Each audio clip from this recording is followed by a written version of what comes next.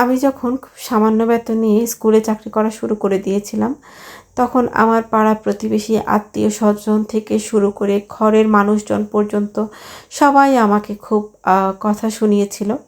এটা সত্যি কথা। এবং আমার বাবা ছাড়া আসলে এই চাকরিটা আর কেউই সাপোর্ট করেনি। সবাই প্রায় আমাকে শোনাতো যে আসলে এত কম টাকা বেতনের চাকরি করে আমি এই বর্তমান বাজার দরে চলতে পারবো কিনা, বা আসলে এটার ফিউচার কি, বা কম টাকা চাকরি করে আসলে আমরা আমাদের মধ্যে যে সম্ভাবনা সেটা হারিয়ে ফেলি। এরকম অনেক অনেক উপদেশ আমি শুনতাম, বা অনেকে বাড়ি বয়ে এসে আমার বাবা মাকে বলে যেত এত ভালো একটা ভার্সিটিতে পড়াশোনা করার পরেও কেন এই খারাপ চাকরিটা করছি। এই উপদেশ আমি শুনতে শুনতে একেবারে কান ঝালাপালা হয়ে গিয়েছে। তো এই জিনিসটা নিয়ে আল্লাহ মাফ করুক, আমার কখনোই মন খারাপ হতো না যে আমি কেন এত কম টাকা বেতনে চাকরি করছি, বা মানুষ যে আমাকে এত কথা শোনাচ্ছে। কারণ মাস শেষে যখন আমার হাতে বেতন আসতো, আমার তখন একটা কথাই মনে হতো যে এই যে টাকাগুলো আমি পাচ্ছি, আমি যদি আজকে চাকরিটা ছেড়ে দিই তাহলে কি কেউ আমাকে এই টাকাগুলো দিবে?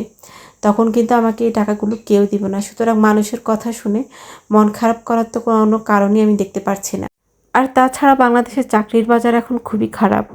রেফারেন্স ছাড়া আসলে একটা চাকরিই হয় না। আর সেই রেফারেন্সটা অবশ্যই আপনার নিজের ভাইয়ের, বোনের কিংবা বাবা মা ছাড়া আমার মনে হয় না যে কোনো মামা চাচাও সেই রেফারেন্সটা দিতে পারবে। আমি সম্পূর্ণ নিজের যোগ্যতায় একটা চাকরি পেয়ে চাকরি করছিলাম, এবং আমি যা ইনকাম করছিলাম আলহামদুলিল্লাহ আমি হ্যাপি ছিলাম। সুতরাং কে কী বলছে সেটা নিয়ে তো আসলে চিন্তা করার কোনো কারণই দেখতে পেতাম না আমি।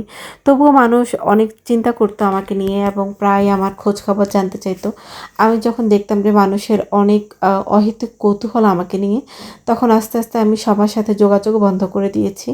এই জন্য না যে আমার কম টাকা বেতনে চাকরি করি আমি, বরং এই জন্য যে তাদের চিন্তাটা অনেক বেশি। আসলে আমাদের নিজের জীবনে আমরা যত না বেশি চিন্তা করি, আমাদের পাড়া প্রতিবেশী তার চাইতেও বেশি চিন্তা করে। আর লোকে সত্যি কথাই বলে যে যার বিয়ে তার খবর নাই, কিন্তু পাড়া প্রতিবেশীর ঘুম নাই। কিন্তু আরও একটা জিনিস আমার খুব অদ্ভুত লাগে, এই পাড়া প্রতিবেশী বা অন্যান্য যে কাছের মানুষজন, তারাই আবার আশা করে এত কম টাকা বেতন দিয়ে আমি সমস্ত সামাজিকতা রক্ষা করব। তো আপনারা তো ধরেই নিয়েছিলেন যে আমি কিছুই করতে পারবো না, এই টাকা দিয়ে আমি চলতেই পারবো না, ভাতই খেতে পারবো না। তাহলে এখন কিভাবে আশা করছেন? আসলে মানুষের কথা যত ভাবতে যাবেন ততই নেগেটিভিটি বাড়বে, ততই আপনি ডিপ্রেসড হবেন। এগুলো নিয়ে আসলে ভাবার কিছু নাই। আপনার কাজ আপনাকে করে যেতে হবে, সেটা যত খারাপই হোক না কেন বা ভালো হোক না কেন। যে কাজ আপনাকে সাপোর্ট দিচ্ছে মানুষের কথা ধরে, আসলে সেই কাজ কখনো ছেড়ে দেওয়া উচিত না। পায়ের তলায় মাটি শক্ত থাকলে জগতে আর কারো কোনো কথাই শোনার প্রয়োজন হয় না। আর এটাই সত্যি কথা। তো যাই হোক, খাবার রমজান কেমন যাচ্ছে জানাতে ভুলবেন না কিন্তু।